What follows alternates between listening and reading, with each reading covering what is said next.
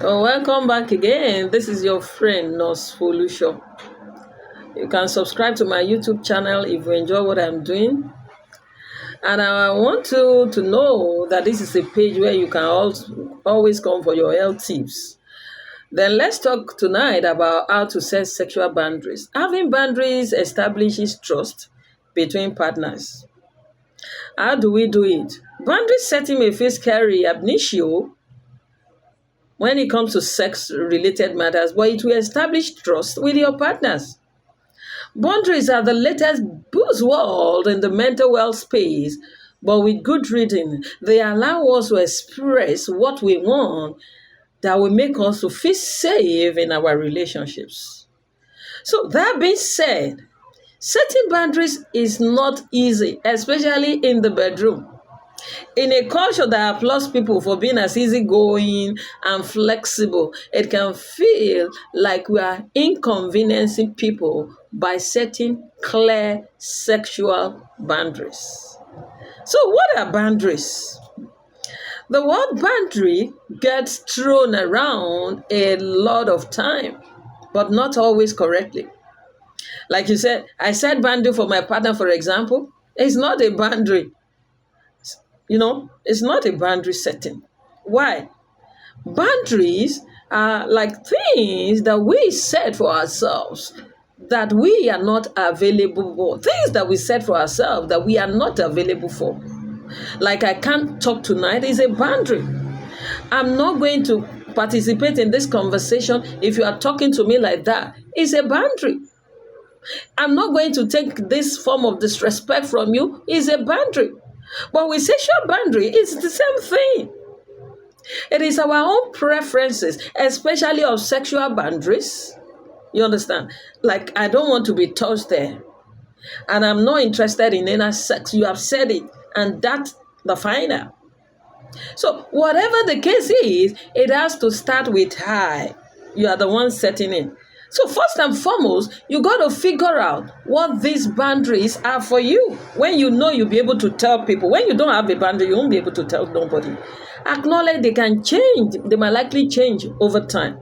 Just like our desires and feeling changes. You are the only person who can set sexual boundaries for yourself. After you communicate your boundaries to your partner or partners, though, everyone is involved. And all of us involved is held accountable to those things and checking in over and over time.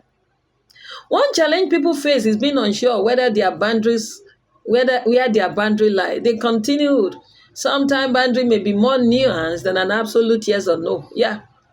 And it may require what we call self-exploration to figure out where you draw the line.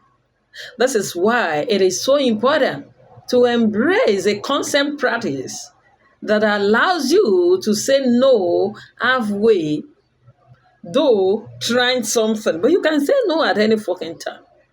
You can always rescind your consent. Even if initially you thought you were interested, you can change. Sometimes boundary may be non-nuanced than an absolute yes or no. That is why it has to be ongoing. You have to keep, like reappraising, self-reflecting to be able to figure out where you draw the curtain. Contain the boundary conversation. Once you establish what your boundaries are, you know what you want to do? The next step is to share them with your partner. And of course, a beauty way to do that is through asking for a container. And when we're talking about container, a container in this instance is a means specific time and place to have an important conversation about those boundaries.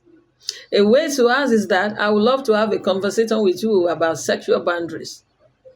When will be a good time?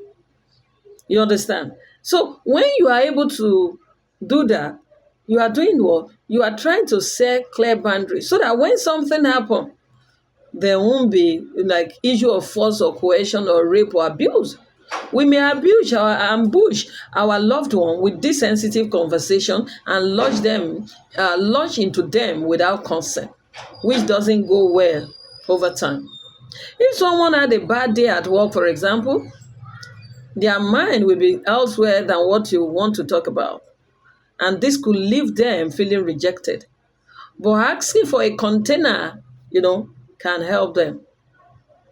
When you are able to do that, you are on the right path. How to tell your partner your sexual boundary. How you establish a time and place, preferably private, say your living room, or now you set your boundaries and have an open conversation. Discuss any areas of your body that you prefer not to be touched, penetrated, or have contact with without a barrier like condom or dental dam, or at least without consent first each time. Stay open when speaking about your intimate values. Don't. And embrace the fact that we have all absorbed varying narratives about sexualities, about our bodies. So, and if you have multiple partners, true, you can also have different boundaries with different people. Boundaries with a long-term partner will look different than those with someone that you're just knowing. So we have been informed by families and culture, possibly personal trauma, past relationship, or media. You understand? There is so much messaging that happens way before we ever get physical. So feel safe with your intimate partner. They have to be willing to show us that they will uphold the boundaries we request for. You know, our mental, emotional, and physical health is all involved when it comes to sex. So there is need to keep setting boundaries. Do not get tired of talking. Talk is cheap. See you in the next video.